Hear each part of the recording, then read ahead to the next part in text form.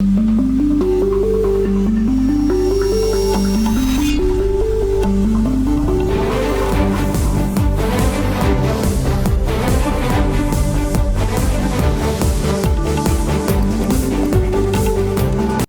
Daily 24 Bharat देख रहे हैं आप। मैं हूं आपके साथ अनीता शर्मा। शुरुआत करते हैं देश दुनिया की बड़ी खबरों से और बड़ी जानकारी निकलकर सामने आ रही है कि संसद का शीतकालीन सत्र आज से शुरू होने वाला है और 19 दिसंबर तक चलेगा सत्र। शीतकालीन सत्र में 10 बिल होंगे पेश और पहले दिन एसआईआर को लेकर हंगामे के आसार। बड़ी जानकारी आपको दे दें कि संसद के शीतकालीन सत्र आज से शुरू होने वाला है और लोकसभा और राज्यसभा में कार्रवाई 11 बजे से शुरू होगी और शीतकालीन सत्र 1 दिसंबर से 19 दिसंबर तक चलेगा और 19 दिनों में सत्र में 15 बैठकें होंगी और इस दौरान एटोमिया एंड एनर्जी बिल समेत 10 नए बिल पेश होंगे और ऐसे में सत्र के पहले दिन वित्त मंत्री निर्मला सीतारमण लोकसभा में सरकार केंद्रीय उत्पादक शुल्क विधेयक 2025 और सुरक्षा और राष्ट्रीय सुरक्षा संसद विधेयक 2025 पेश करेंगी। तो वहीं दोनों सदनों में 7 राज्यों में चल रहे एसआईआर को लेकर भी हंगामा हो सकता है।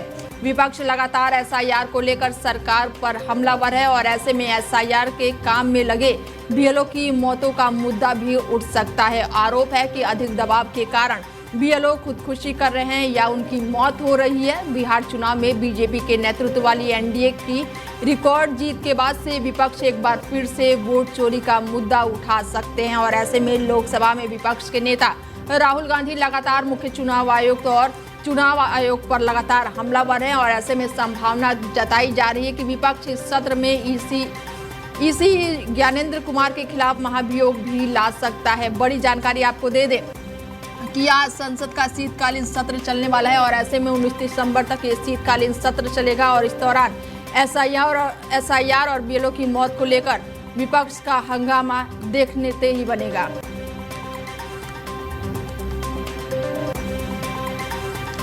बता दें कि 19 दिसंबर तक संसद का शीतकालीन सत्र चलेगा और ऐसे में इस सत्र में 10 बिल पेश होंगे। बड़ी जानकारी आपको दे दें कि संसद का शीतकालीन सत्र आज से शुरू होने वाला है और ऐसे में एसआईआर पर भी हंगामा देखने को मिलेगा। बीएलओ की मौत को भी लेकर लगातार जो हंगामा देखने को मिलेगा और इसके साथ ही संभावना ये भी जताई जा रही है कि ज्ञानेश कुमार के खिलाफ भी महाभियोग ला सकता है विपक्ष। ऐसे में बड़ी जानकारी आपको दे दें कि आज से 19 दिनों तक चलने वाला संसद का शीतकालीन सत्र काफी हंगामेदार होने वाला है। बड़ी जानकारी आपको दे दें कि संसद का शीतकालीन सत्र आज से शुरू होने वाला है। संसद का शीतकालीन सत्र में 10 बिल पेश होने वाले हैं और ऐसे में पहले दिन जो है वो एसआईआर को लेकर मुद्दा उठेगा और ऐसे में पक्ष और विपक्ष लगातार आमने सामने होगा। बिहार में हुए चुनाव को लेकर भी एसआईआर और विपक्ष का हंगामा देखने को मिलेगा और इस सत्र में 10 बिल पेश किए जाएंगे और ऐसे में बीएलओ की मौत का भी मुद्दा उठाया जाएगा। और बड़ी जानकारी निकलकर सामने आ रही है कि महागठबंधन में दरार और आरजेडी से अलग हो रही कांग्रेस और पटना में आज कांग्रेस की बड़ी बैठक बुलाई गई है। चुनाव परिणाम के बाद पहली अहम चर्चा मानी जा रही है। बड़ी जानकारी आपको दे दें कि बिहार विधानसभा चुनाव में मिली करारी शिकस्त के बाद महागठबंधन में सब कुछ ठीक नहीं चल रहा है और महागठबंधन के भविष्य पर सवालिया निशान खड़े हो रहे हैं और इसी बीच कांग्रेस आलाकमान की समीक्षा बैठक के बाद से उठी असंतोष की आवाजों ने गठबंधन की नींव को हिला दिया है। आरजेडी के प्रदेश अध्यक्ष मंगनी लाल मंडल का बड़ा बयान सामने आया है। इससे राजनीतिक हलकों में बेचैनी छा गई है और इन सभी कारणों से कांग्रेस ने आज पटना स्थित सदका आश्रम में पार्टी के वरिष्ठ नेता, जिला अध्यक्ष और फ्रंट प्रमुखों को अहम बैठक के लिए बुलाया है और इस चुनाव के बाद पटना में कांग्रेस की पहली बड़ी बैठक मानी जा रही है और इसमें हार के तमाम बिंदुओं पर गहनता से चर्चा की जाएगी। पिछले हफ्ते राहुल गांधी और मल्लिकार्जुन खड़गे ने बिहार में अपने सभी उम्मीदवारों से चुनाव में मिले हार पर फीडबैक लिया था और इसमें उम्मीदवारों ने कहा था कि आरजेडी के साथ महागठबंधन के कारण और गठबंधन के कारण सबसे अधिक नुकसान हुआ है और उन्होंने आरजेडी से अलग होने की भी मांग की है। और ऐसे में पटना में आज बड़ी बैठक है और बिहार में मिले चुनाव हार के बाद से अब यह अनुमान लगाया जा रहा है कि महागठबंधन में कहीं ना कहीं दरार देखने को मिल रही है और आरजेडी से कांग्रेस अलग हो सकती है। दिल्ली में हुए आतंकी धमाके के सिलसिले में राष्ट्रीय जांच एजेंसी ने कश्मीर घाटी के कंजीपुरा समेत कई हिस्सों में बड़ा पैमाने पर छापेमारी की है और ऐसे में बड़ी जानकारी दिल्ली ब्लास्ट में एनआईए का एक्शन देखने को मिला है। काजीगुंड समेत कश्मीर में ये बड़ी छापेमारी की गई है और ऐसे में कश्मीर में 3 मुख्य आरोपियों के इलाके में छापेमारी की गई है और दिल्ली ब्लास्ट केस से एनआईए का बड़ा एक्शन देखने को मिला है। आरोपी जो है आदिल और मुजम्मिल और आरोपी जसीब उसी इलाके में है जहां पर छापेमारी चल रही है और ऐसे में ये बड़ा एक्शन माना जा रहा है, जहां पर हाल ही में एक अंतर्राष्ट्रीय व्हाइट कॉलर आतंकी मॉड्यूल का पर्दाफाश हुआ था और ऐसे में इस मॉड्यूल से जुड़े लोगों के पास से मुख्य रूप से हरियाणा के फरीदाबाद से अमोनियम और नाइट्रेट सहित लगभग 3000 किलोग्राम विस्फोटक बरामद किए गए थे और इससे पहले दिल्ली में 10 नवंबर को हुए धमाके और व्हाइट कॉलर मॉड्यूल से जुड़े हथियारों की बरामदगी भी की गई थी और पुलिस ने पिछले हफ्ते सोमवार को जम्मू और कश्मीर के पुलवामा और श्रीनगर जिले में अस्पतालों के लॉकरों का औचक निरीक्षण किया था। इसके साथ ही एनआईए की ये ताजा कार्रवाई घाटी में सक्रिय आतंकवादी तत्वों के नेटवर्क को ध्वस्त करने की दिशा में एक महत्वपूर्ण कदम माना जा रहा है। बड़ी जानकारी आपको दे दें कि एनआईए का बड़ा एक्शन देखने को मिला है। कृष्णा जन्मभूमि शाही ईदगाह मस्जिद से बड़ा मामला सामने आ रहा है और ऐसे में इलाहाबाद हाईकोर्ट के आदेश को चुनौती दी गई है। सुप्रीम कोर्ट आज कृष्ण जन्मभूमि शाही ईदगाह मस्जिद विवाद में एक और हिंदू पक्ष की याचिका पर सुनवाई करेगा और ऐसे में ये बड़ी जानकारी निकलकर सामने आ रही है।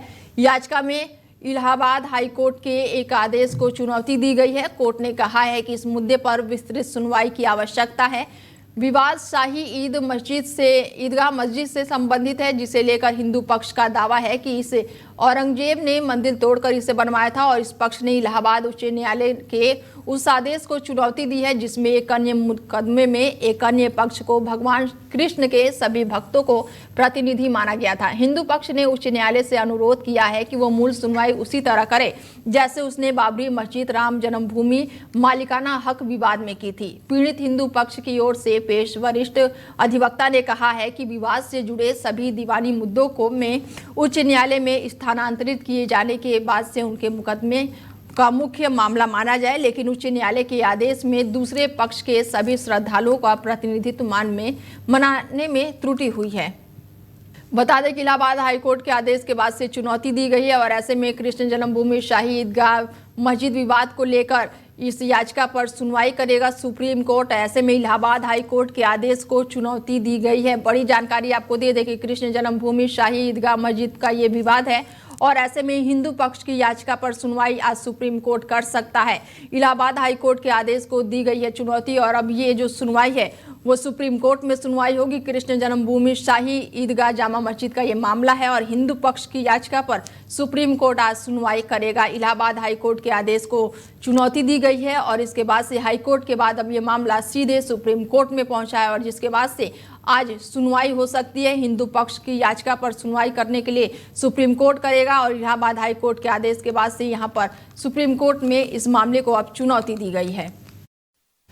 बंगाल की खाड़ी में चक्रवात दितवा कमजोर होकर गहरे दबाव में बदल गया है। ऐसे में भारतीय मौसम विभाग ने बताया है कि समुद्र में दितवा की जो लोकेशन है वो चेन्नई से 140 किलोमीटर और पांडुचेरी से 90 किलोमीटर दूर है। तमिलनाडु में चक्रवात के कारण भारी बाढ़ से अब तक 3 लोगों की जान जा चुकी है। मौसम विभाग ने तमिलनाडु और आंध्र प्रदेश में आज भी भारी बारिश का अलर्ट जारी किया है। पांडुचेरी में भी एहतियात के तौर पर सभी स्कूलों को आज बंद करने का आदेश जारी किया गया है। भारत से पहले चक्रवात दितवा ने श्रीलंका में जमकर तबाही मचाई।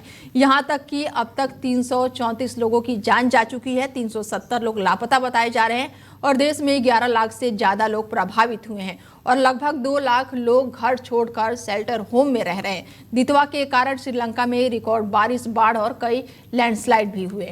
बता दें कि दितवा जो है वो लगातार अपना कहर बरपा रहा है और ऐसे में पांडुचेरी में स्कूल बंद किए गए हैं और श्रीलंका में भारी तबाही की वीडियो और तस्वीरें भी साफ देखने को मिली थी सोशल मीडिया पर। और ऐसे में जो है तमिलनाडु, आंध्र प्रदेश में हाई अलर्ट जारी किया गया है। श्रीलंका में 334 लोगों की जान जा चुकी है और ऐसे में कई लोग गंभीर रूप से घायल बताए जा रहे हैं और कई लोग अभी भी लापता बताए जा रहे हैं। और ऐसे में जो बच्चे हैं, बुजुर्ग हैं, जो वहां पर लोग रह रहे हैं, उनके लिए काफ़ी परेशानियों का सबब बन गया है जो साइक्लोन है। और उसको देखते हुए लोग घर छोड़ने को मजबूर हो गए हैं। कितने लोगों ने घर छोड़ दिया और ऐसे में कई लोग लापता बताए जा रहे हैं, कई लोग घायल हुए हैं। घायलों को अस्पताल में भर्ती कराया गया है, तो वहीं लगातार रेस्क्यू ऑपरेशन भी चलाया जा रहा है। घायलों को अस्पताल में भर्ती कराया गया है और हालांकि मरने वालों की जो संख्या है वो 300 के पार पहुंच चुकी है। और ऐसे में मौसम विभाग जो है वो पूरी तरह से अलर्ट मोड पर दिखाई दे रहा है।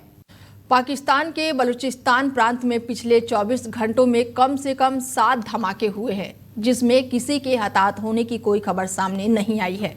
जबकि एक मामला कंस्ट्रक्शन कंपनी का बताया जा रहा है, जहां पर 2 सिक्योरिटी गार्ड गंभीर रूप से घायल हुए हैं। संदिग्ध विरोधियों में बलूचिस्तान की राजधानी का ये मामला बताया जा रहा है, जहां पर विद्रोहियों ने क्वेटा में एक पुलिस चेक पॉइंट पर हैंड ग्रेनेड फेंका, जिसके बाद से एक एंटी टेररिज्म डिपार्टमेंट की गाड़ी के पास से आईईडी विस्फोट में धमाका हुआ। शाम के बाद से 3 और धमाके किए गए और सीनियर सुपरिटेंडेंट ऑफ पुलिस ने कहा कि धमाका क्वेटा के बाहरी इलाके लोहर कैरेज के पास हुआ है, जिसमें देश के दूसरे हिस्से से जोड़ने वाली मेन लाइन उड़ गई है। और इस घटना से राजधानी में डर और दहशत फैल गई है। हालांकि बता दें कि किसी के हताहत होने की कोई भी खबर सामने अभी तक नहीं आई है। एसएसपी ने कहा है कि बदमाशों ने रेलवे ट्रैक पर आईईडी डिवाइजर लगाया था और जब एक ट्रेन स्टेशन पहुंचने वाली थी तब उसे उड़ा दिया गया। धमाके में ट्रैक की नुकसान हुआ है, जिसमें रेलवे ट्रैफिक रोक दिया गया है। और इसके साथ ही यहाँ पर फिलहाल अभी तक किसी के भी जान माल की खबर सामने नहीं आई है। पाकिस्तान और अफगानिस्तान के बीच सीमा पर जारी तनाव लगातार बिगड़ता ही जा रहा है। पाकिस्तान ने सीमा पार से सैन्य कार्रवाई की धमकी और हाल ही में 4000 सैनिकों के मारे जाने के दावे किए हैं। और अब जो है वो अफगानिस्तान की तालिबान सरकार ने कड़ा जवाब दिया है। तालिबान के उप प्रधानमंत्री ने पाकिस्तान को सीधे तौर पर चेतावनी देते हुए कहा कि वो अफगान लोगों के सब्र का इम्तिहान ना लें, क्योंकि इसका नतीजा दोनों देशों के लिए अच्छा नहीं होगा। तालिबान के इस बयान ने सीमा विवाद और टीटीपी आतंकियों को लेकर जारी गतिरोध के और अधिक भड़का दिया है। और चेतावनी ऐसे समय पर आई है जब पाकिस्तान के विदेश मंत्री इशक डार ने खुले तौर पर अफगानिस्तान पर टीटीपी लड़ाकों के समर्थन देने का आरोप लगा दिया था। तालिबान के डिप्टी पीएम ने एक सार्वजनिक बयान जारी करते हुए पाकिस्तान के सैन्य रुख पर कड़ी आपत्ति जताई है। उन्होंने पाकिस्तान के नेतृत्व पर कहा है कि आवश्यक रूप से अफगानिस्तान के आंतरिक मामलों में हस्तक्षेप ना करें और सीमा पर शांति बनाए रखें। तालिबान नेता ने कहा है कि अफगानिस्तान और पाकिस्तान 2 पड़ोसी देश हैं और दोनों के शांतिपूर्ण स्थिर संबंध बनाए रखने चाहिए। लेकिन अगर पाकिस्तान ये सोचता है कि वो सैन्य शक्ति या फिर धमकियों से अफगान लोगों पर दबाव डाल सकता है तो वो गलत है। उन्होंने जोर देकर कहा है कि हम पाकिस्तान को चेतावनी देते हैं कि वो अफगान लोगों के सब्र और सहनशीलता का इम्तिहान ना ले। अगर ऐसा किया गया तो इसके गंभीर और नकारात्मक परिणाम सामने आएंगे, जो दोनों देशों के लिए अच्छा नहीं होगा। बता दें कि तालिबान ने चेतावनी दे दी है और ऐसे में दोनों देश जो है वो आमने सामने आ गए हैं। अफगान लोगों के धैर्य की परीक्षा ना ले, ये तालिबान ने सीधे चेतावनी दे दी है। और तालिबान का ये बयान ऐसे समय पर आया है जब डिप्टी पीएम के पाक को चेतावनी दी थी और अब अफगान लोगों के धैर्य की परीक्षा ना ले, तालिबान ने सीधे तौर पर ये चेतावनी दे दी है। आतंकवादी संगठन आईएसआईएस को एक बड़ा झटका लगा है। अमेरिकी सेंट्रल कमांडो ने सीरियाई गृह मंत्रालय के साथ मिलकर दक्षिण सीरिया में एक बड़ा संयुक्त अभियान चलाया है, जिसने आतंकी संगठन की कमर तोड़ दी है। 24 से 27 नवंबर के बीच रीफ दमिश्क क्षेत्र में चलाए गए इस 4 दिवसीय ऑपरेशन में 15 से अधिक हथियार भंडारों को पहचान कर उन्हें पूरी तरह से नष्ट कर दिया गया। और इस ऑपरेशन में यूएस सैन्य बल और साथ ही कई सुरक्षा बलों ने मिलकर इसमें हिस्सा लिया। हवाई हमले, जमीनी विस्फोट के जरिए आतंकियों द्वारा छिपाए गए हथियारों के एक बड़े जखीरे का नेटवर्क को ध्वस्त किया गया। बता दें कि 15 से ज़्यादा हथियारों का जखीरा था जिसे नष्ट कर दिया गया है। सीरिया में आईएसआईएस को लेकर ये बड़ा ऑपरेशन अभियान चलाया गया। ऐसे में 4 दिनों तक ये ऑपरेशन अभियान चलाया गया और 15 से ज़्यादा हथियार के जो भंडार थे उसे नष्ट किया गया है। अमेरिका का बड़ा हमला देखने को मिल रहा है और ऐसे में 4 दिनों तक ये अभियान चला और कई जगहों पर लगातार छापेमारी की गई और इस दौरान 15 से ज़्यादा हथियार भंडार नष्ट किए गए हैं। और ऐसे में सीरिया में ISIS को लेकर ये अभियान चलाया गया और 4 दिनों तक ये भयंकर अभियान चलाया गया है, जिसमें कई हथियारों के जखीरे बरामद किए गए हैं। और इसके साथ ही और ऐसे में बड़ी जानकारी निकलकर सामने आ रही है। बता दें कि इस वक्त की बड़ी जानकारी आपको दे दें कि BSP अध्यक्ष मायावती का पोस्ट सामने आया है। बड़ी जानकारी आपको दे दें कि आज से संसद का शीतकालीन सत्र मायावती ने पोस्ट किया है सोशल मीडिया प्लेटफॉर्म पर। और SIR में लगे BLO की मौत पर चर्चा हो,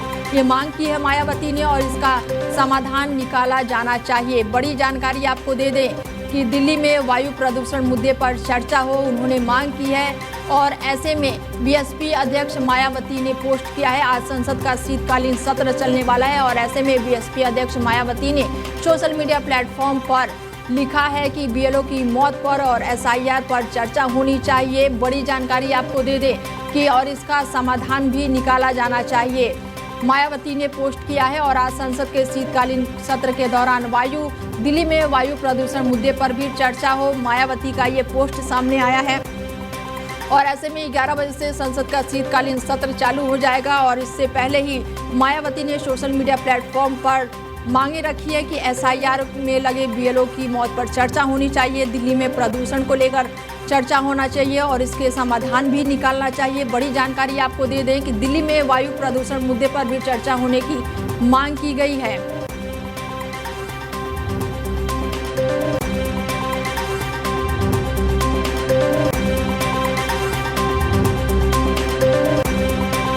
कुछ ही समय बाद शुरू होने वाला है और इस दौरान प्रधानमंत्री नरेंद्र मोदी क्या कुछ कह रहे हैं, चलिए आपको सीधे हम वो सुनवाते हैं।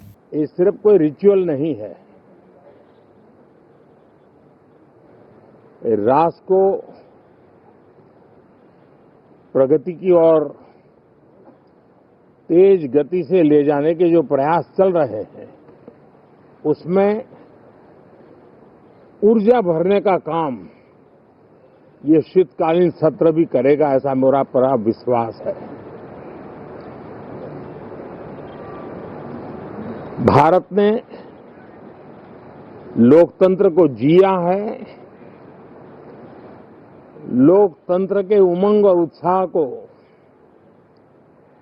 समय समय पर ऐसे प्रकट किया है कि लोकतंत्र के प्रति विश्वास और मजबूत होता रहता है।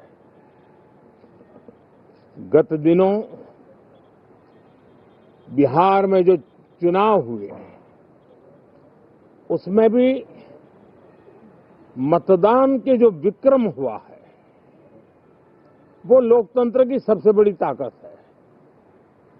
माताओं बहनों की जो भागीदारी बढ़ रही है, ये अपने आप में एक नई आशा, नया विश्वास पैदा करती है।